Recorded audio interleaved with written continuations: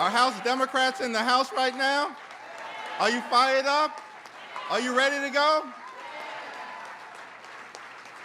Thank you, all of you. It's my honor and my privilege to introduce a woman who really needs no introduction, but nonetheless, we'll just give her a brief but appropriate one. I'm so thankful for the House Democratic Caucus, all of your brilliance and effort and heart and commitment. This is an incredibly diverse caucus, a caucus that represents the American people in the most authentic fashion, closest to the people, fighting to build a better America for the people. We're a great orchestra filled with brilliant people who have the ability to make tremendous legislative music. People who play different instruments at different times, but brilliant people. But in order to have a great orchestra, you also need a great conductor. And Nancy D'Alessandro Pelosi is a great conductor. And we're thankful for her leadership. She's a voice for the voiceless, a defender of the disenfranchised, a leader for the least, the lost, and the left behind, a fantastic facilitator, a notorious negotiator, and a legendary legislator. I give you Speaker Nancy D'Alessandro Pelosi.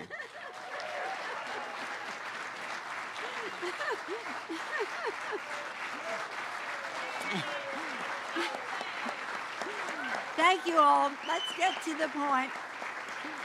Thank you all. Thank you, Mr. Chairman, for your very generous introduction. I join you in saluting our caucus for its excellence. Thank you, and Vice Chair Aguilar, for a wonderful conference. Mr. President, what you see before you, I say to them, when under one roof, when our caucus comes together, is the greatest collection of integrity and ideas and imagination to make the future better for the American people. They came together in this caucus under the leadership of Mr. Jeffries and Mr. Aguilar and our other leadership, and we heard from them. We heard from members of your administration.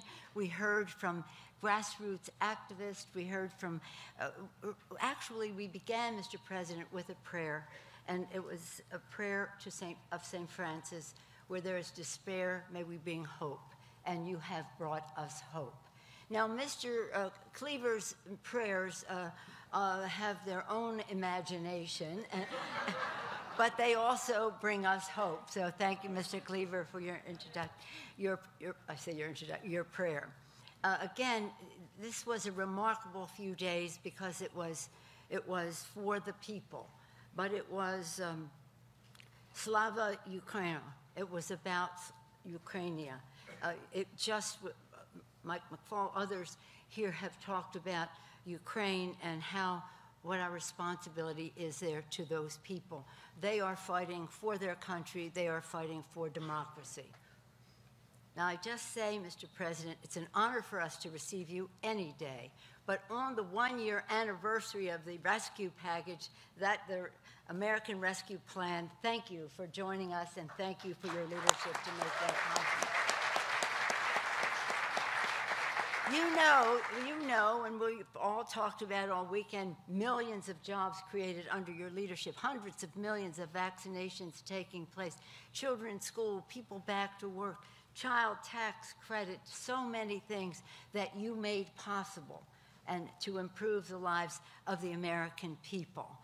And it is one-year anniversary. More to be done. What we talked about here, when I heard you say in that room, and I've quoted you, you will be very pleased to join in a bipartisan way for an infrastructure bill, but you would not confine your vision for America to just that.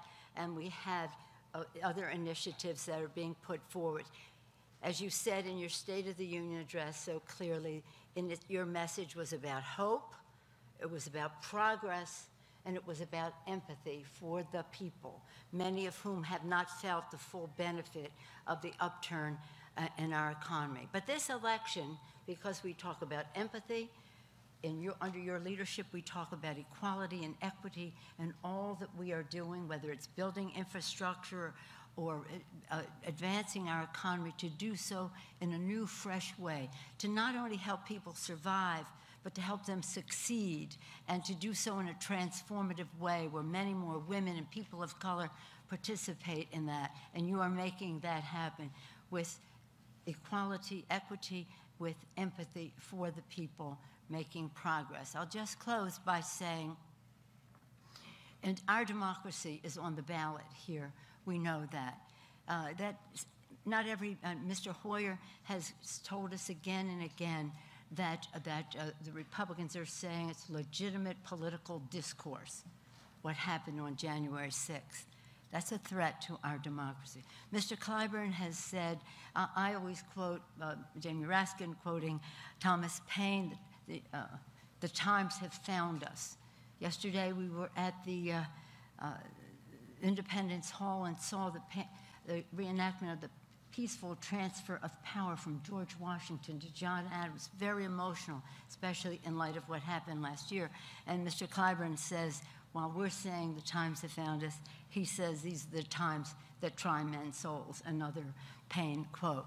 So with all of that, we have to show the public the relationship between democracy and their kitchen table concerns.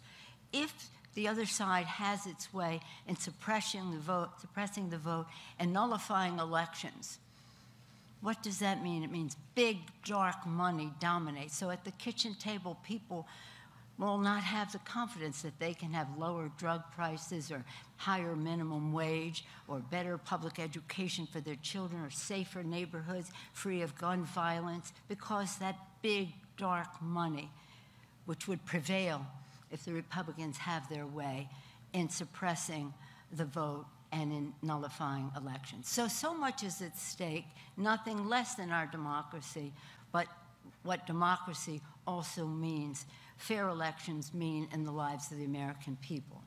You have been, the time has found you. This is a president who has a great vision for our country. We see that every day. He has vision and values that go with it. He's a president who has knowledge and therefore judgment about policies that can work. You know his career. I don't have to go into it, but we do know that every day in his life he has made a difference in his political and official life. A president who is strategic in his thinking, who knows the path to get something done, and a person with such authenticity, such sincerity about what he believes in. He knows that kitchen table. His family has sat at that kitchen table when he was a little boy in Pennsylvania, and then moved to Delaware. So again, God has blessed us with the timing of this presidency, with this person who is just making such a tremendous difference in the lives of the American people. So what a joy for us to be able to welcome him as we discuss how we go forward and how we impress upon the American people that their concerns are our concerns. We sit with them at that kitchen table, and we are determined, again, to win the election, to make the difference. And our message will be the message of the President of the United States, our special guest today, President Joe Biden.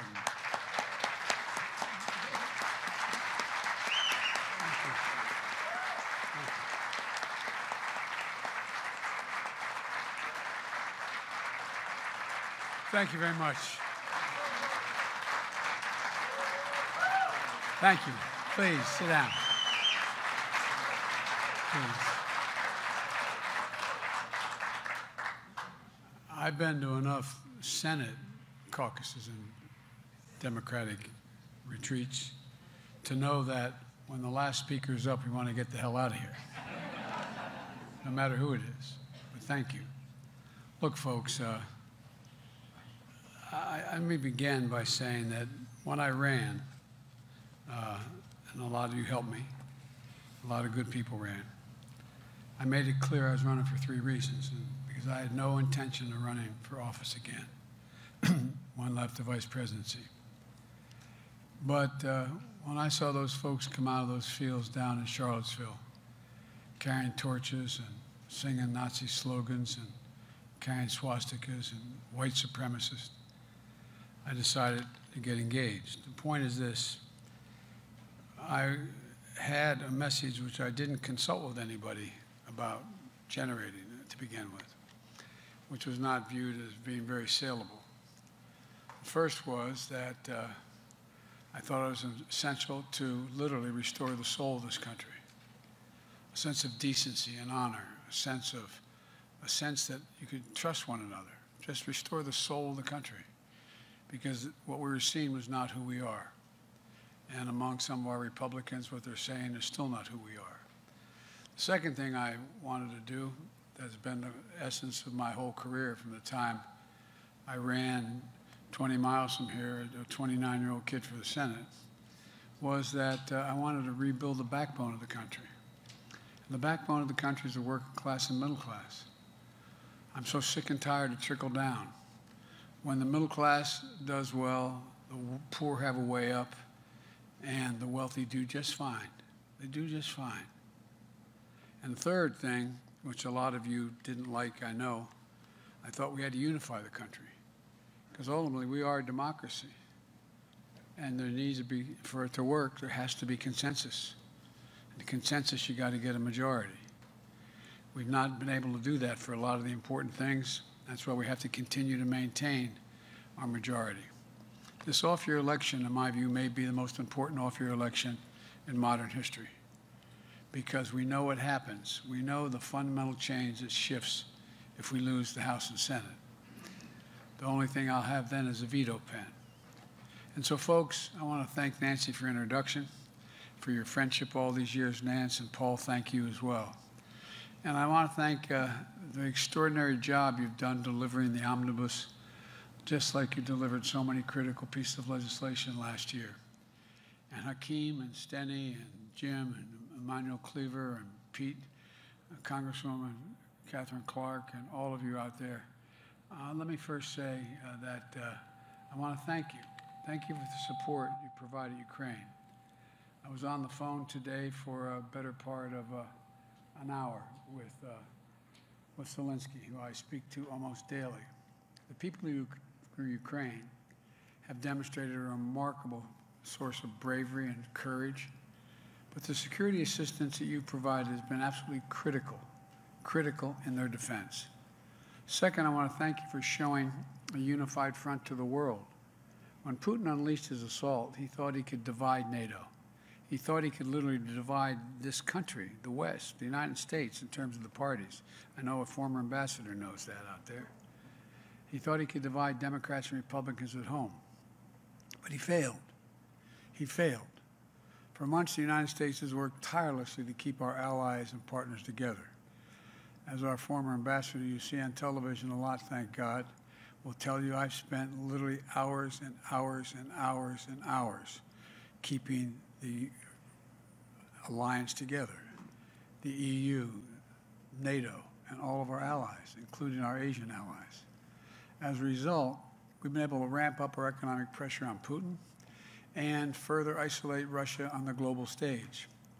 This morning, along with the G7 nations in Germany, Canada, France, Italy, Japan, and the United Kingdom, we moved, which I know you wanted to do initially. And Nancy, I drove her crazy on most favored nation status, as we call it in the United States, permanent normal trade relations, and eliminate them. But folks,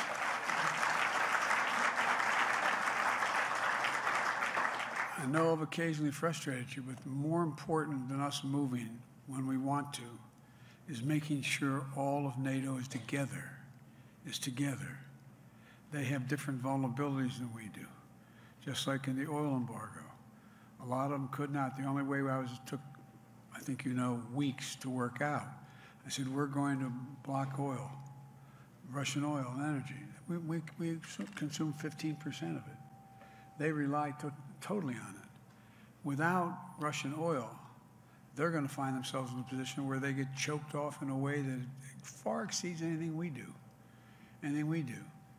So it took a long time sitting with my counterparts and saying, look, we're going to block oil, but I'm not going to ask you to do it. I'm going to say to you, you do what you can. I'm going to explain why it's not rational for you to do the same thing. In the meantime, we're going to help you get energy through liquefied natural gas and a whole range of other things.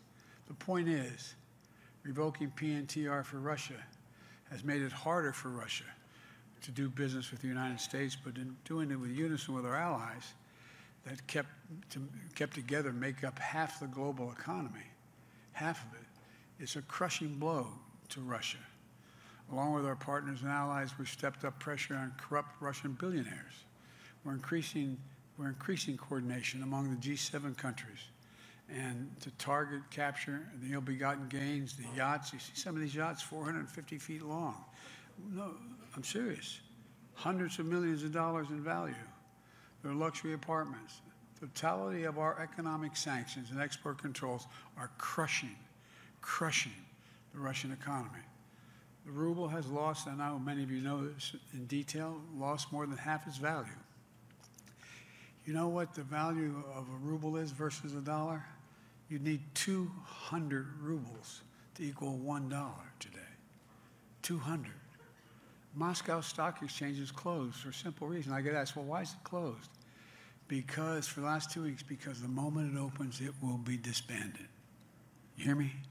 It will blow up. Credit rating agencies have downgraded Russia's government to junk status. Junk status. The list of private business and international corporations leaving Russia is growing day by day by day. I want to be clear, though. We're going to make sure Ukraine has the weapons to defend themselves from invading Russian force. And we will send money and food aid to save Ukrainian lives. We're going to welcome Ukrainian refugees with open arms if, in fact, they come all the way here. And as we provide this support to Ukraine, we're going to continue to stand together with our allies in Europe and send an unmistakable message that we will defend every inch of NATO territory, every single inch, with a united, galvanized NATO. One movement. That's why I moved over 12,000 American forces along the borders with Russia, Latvia, Estonia, Lithuania, Romania, etc. Because they move once. Granted, if we respond, it is World War III, but we have a sacred obligation on NATO territory, a sacred obligation, Article 5. And we will not, although we will not fight the Third World War in Ukraine. Putin's war against Ukraine was never be a victory. Democrats are rising to meet the moment, rallying the world on the side of peace and security. We're showing the strength and we'll never falter. But look, the idea that we're going to send in offensive equipment and have planes and tanks and trains going in with American pilots and American crews, just understand, and don't kid yourself, no matter what you all say, that's called World War III, okay? Let's get it straight here, guys. That old expression, don't kid a kidder. Now, I'd like to speak to our broader purpose here today, to remind everybody where we were a year ago, where we've gotten since, the direction we're headed in, and all of you know that today is the anniversary, as Nancy said, since we passed the American Rescue Plan. Within the first month of an office, thank God you did it. And anybody thought, well, we're going to pass a bill that's $1,900,000,000,000? We're going to do that? Well, yeah, you did it. I ask you, and you did it.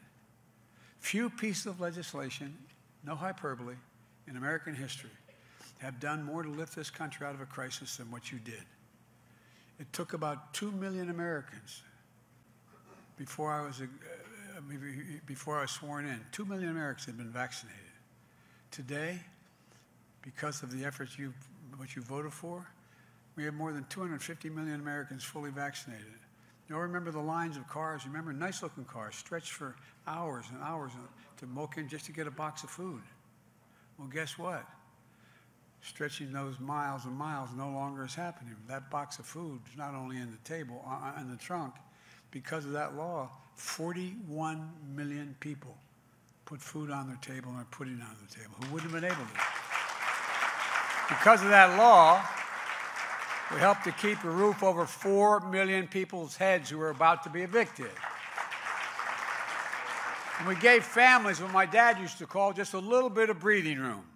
Just a little bit of breathing room. Because we took action, we created 6.7 million jobs last year, more than any other time in American history. And we hadn't stopped. Last month, we created over 678,000 jobs in February to get us well over 7 million jobs. Unemployment is down 3.8%. The economy grew 5.7%, the best economic growth in the last 4 decades.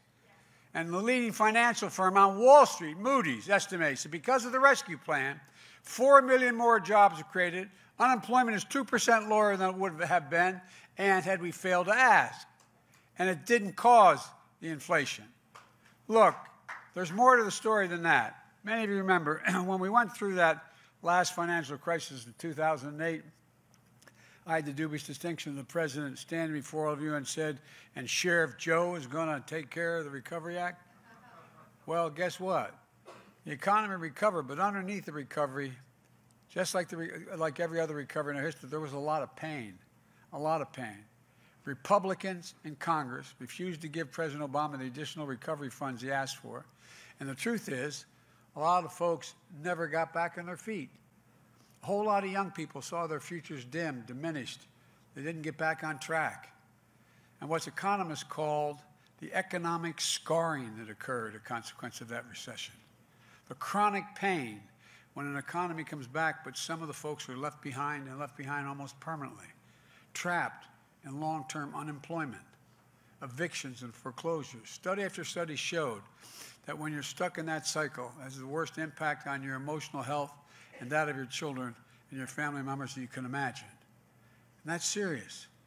So when I came to office in the midst of this crisis, I was determined not to let that happen. Together, we made the choice to ask for all that we needed, to leave nobody behind, to minimize the pain and the hopelessness and despair that so many had just lost their jobs, lost everything, through no fault of their own.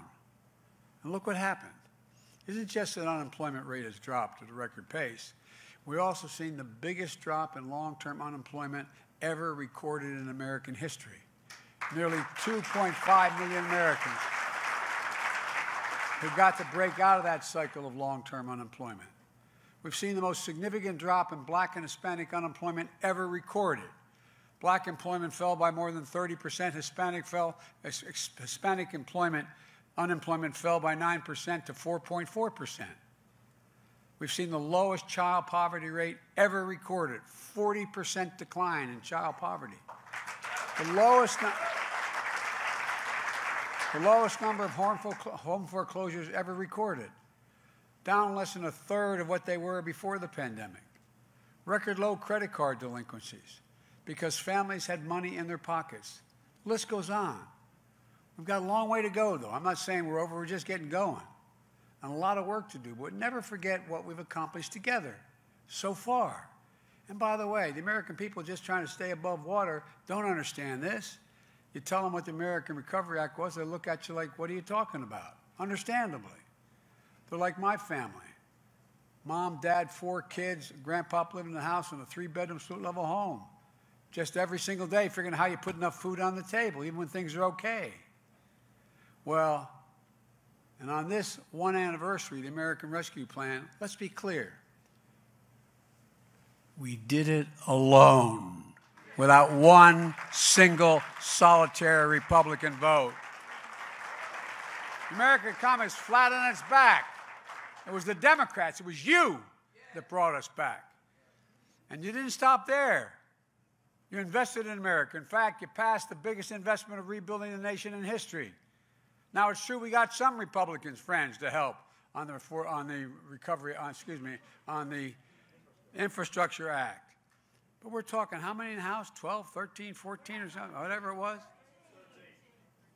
13. I mean, come on. I was happy for them, don't get me wrong. And then every one of them got attacked. Look, have you noticed that every new bridge, every trench dug to put in to take out lead pipes, every trench dug, there's a Republican standing there saying, this is a great thing. Wonderful. We did it. Even Mitch McConnell, for God's sake. You know, as we say in my outfit, bless me, Father, for I have sinned. This has been so much since the last confession. Look, the simple fact is, this infrastructure bill is going to transform America. I mean, not figuratively, literally transform America. That's already starting. Instead of having infrastructure week, we have an infrastructure decade we voted for, okay?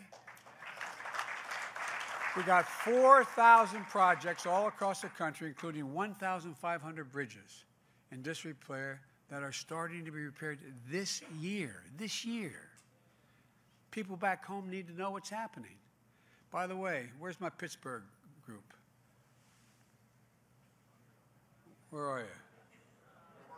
They're in Pittsburgh. Anyway, I just reached out in Pittsburgh.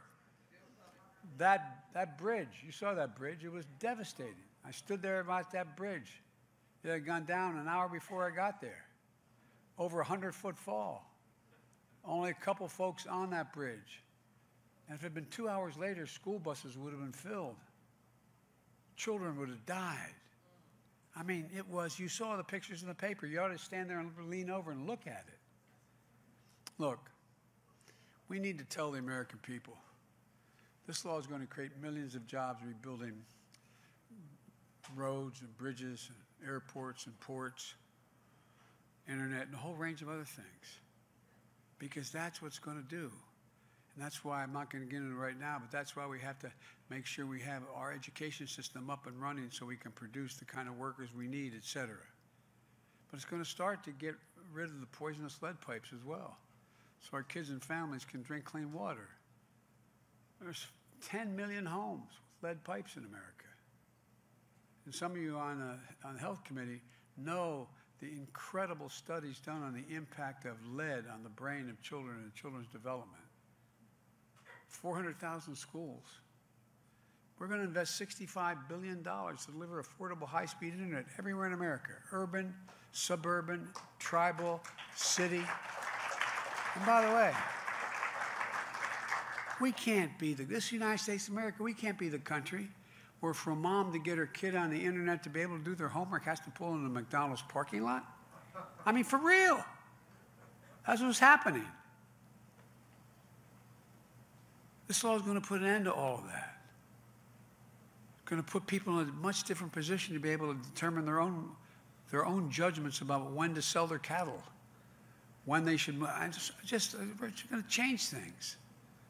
But look, we all know that despite the progress we made, families are still struggling. They're struggling with higher prices.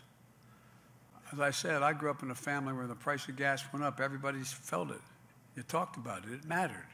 It mattered. But let's be absolutely clear about why prices are so high right now. They're very high for two reasons, notwithstanding what the Republicans say. COVID, number one. What happened was, the way the global economy works, if a factory in Taiwan makes computer chips, shuts down because of COVID, it causes a ripple effect that can slow down the manufacturing in Detroit, which it did. One hitch can hold up everything. Because of the pandemic, we've had disruption in our supply chain materials and important materials. At the same time, the strength and speed of our economic recovery and families making more money still kept up. So here you had the unusual situation that during the pandemic, people had money to spend. But what they didn't do is they didn't want to go to restaurants. They didn't want to go out and go on vacations. They didn't spend money on leisure activities. So they wanted to spend it on other things, on hard goods, home improvements, televisions, additions to their homes. The very products that slowed down by disruptions of supply chain because there weren't people cutting 2x4s because of COVID. They were shut down. I could go on and list, you all know this. I'm preaching to the choir here. So what happened? Prices went up exponentially. Just take a look at automobiles last year. 1/3 of all the inflation in America last year was because of the price of automobiles. People had the money to buy automobiles, finally. But because the companies couldn't get semiconductors, they couldn't make the automobiles. As a result, the price of automobiles skyrocketed. And used cars, the reason used cars went up because when the COVID hit and the leisure industry shut down, the rental cars sold all their stock. And so people were in real trouble. The second big reason for inflation is Vladimir Putin. From the moment he put his over 150,000 troops on the Ukrainian border, the price of gasoline in January went up 75 cents. And Putin began amassing troops along the border, and guess what? The world took notice. And those of you who work in the business know that the market anticipated. Prices went up more. And then Putin invaded. Make no mistake, inflation is largely the fault of Putin. I love, the Republicans saying it's Biden's gas pipeline. Biden said he's going to stop the Keystone pipeline, and I did. And that's the reason prices went up. Folks, let's get something straight here. The Keystone pipeline was 2 years away and had been 2% finished. Give me a break. Give me a break. Headline fact checker in the New York Times. Republicans wrongly blame Biden for rising gas prices. And it goes on to explain why gas prices are so high. Washington Post op-ed by Dana Milbank. Opinion, Biden heeded Republicans' plea to ban Russian oil. They pounced. And it goes on to talk about why it's gone. Don't let anybody tell you anything you did supporting the idea that we block Russian oil coming into the country, which is going, and I said at the time, prices are going to go up for gasoline. It wasn't anything we did. And by the way, you're in a situation right now where if you take a look, the idea, can we pump more oil? There are now, there are 172 gas and oil rigs running. Now there are 519 in operation before this all began. But guess what? They have over 7,000 permits to dig oil if they want. Why aren't they out pumping oil? Why aren't they out pumping oil? Because they've said, and they're very clear, Wall Street bankers have made it very clear. Not a joke. Check it out. And I recommend these two articles to you, just as a little bit of a primer. You probably already know it. What's happened? Well, the oil companies and the executives, they don't want to pump more oil, although they have every capacity to do so. Nothing is slowing them up from doing it if they want to. Why? Rather than spend the profits in the increased price of gasoline, they would rather take those profits and buy back stock, buy back their own stock, rather than take that money and invest it in pumping new oil. Not a joke. Not a joke. So don't tell me gas prices rose because I've slowed down the American energy production. In my first year in office, American production grew by 9.7 million barrels a day to 11.6 million, while we still made a major, major effort to deal with global warming and changing the way in which we shift to renewable energy. And don't tell me gas prices rose because of the American Rescue Plan. The San Francisco Reserve, Federal Reserve, analyzed this, and other outfits confirm. The rescue plan contributed to 0.3% of inflation. 0.3 inflation. They're the facts. Democrats didn't cause this problem. Vladimir Putin did. And we are working on to fix it. Because of the work we did, this country is vaccinated and started building the economy, the bottom up and the middle out. Something incredible is happening. We're seeing a manufacturing revival I don't think even those of you from the Midwest thought would occur. The pride that comes from stamping products made in America. Intel came to see me, the CEO. He said he wants to invest $20 billion to build factories in Eastern Ohio, manufacture computer chips. Semiconductors, the power of the world in everyday life, smartphones, Intel, technology that doesn't exist today. And they're prepared to increase their investment from $20 billion now to $100 billion now. As soon as you get final passage, the innovation bill headed to conference now. This bill will invest another $200 billion to make us competitive, including $52 billion in computer chips. We invented these damn things. We, the United States, everybody forget, we invented the computer chip and going to the moon. And we have been, every single solitary part of modernizing the technology and the computer chip has been American-made. But we stopped making them in America. And now we're going to make them again. That's going to help bring down the price of automobiles, appliances, and so much more. It's not just Intel. Take a look what Ford and General Motors did. Ford committed $11 billion to build electric vehicles in America. It's the biggest investment ever. General Motors committed $7 billion to build electric vehicles. Remember when General Motors, Mary Barra, was suing California because it has a higher standard, mileage standard?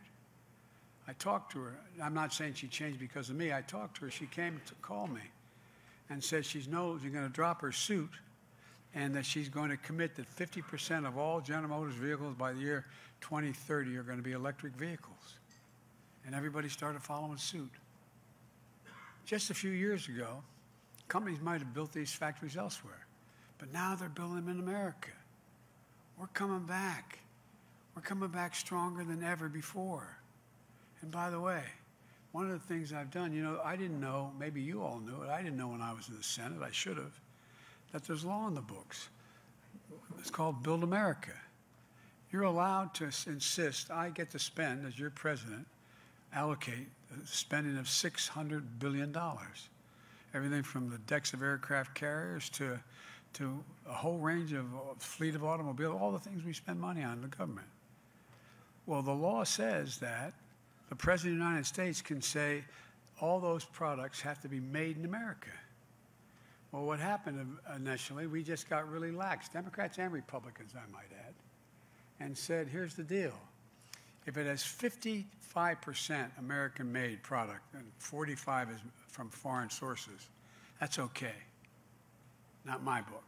So I just signed an executive order saying it's got to be a minimum of 75% to start. It's going to go up. And I think it's the third executive order I signed that no department can give a waiver for a non-American made product in any American product we're buying without my permission, without coming to the White House to determine whether or not that's justified. And know what's happening now? A lot of minority businesses, small businesses, are getting in on the deal. It gets posted. There's an office in the White House that says, this is a product being built. We can't find contractors for this with an American product. Here's what we need. And guess what? It's increasing the number of small businesses. We also know there's no one way to increase the standard of living. Putin's gas tax has pushed prices up higher. We take American manufacturing to bring prices and cars down. But in the meantime, we can save people money in a big way by reducing the cost of child care, of insulin, of caring for mom and dad, of their energy bills. Because that's another way to fundamentally impact on inflation for a family. It gets down to what's the total amount of money you have to spend to meet your basic needs. So guess what? If you're instead of the 200,000 folks with kids with type 1 diabetes, if instead of spending an average of $647 a month for that insulin, as high as $1,000, you're only paying $35, you've saved a hell of a lot of money.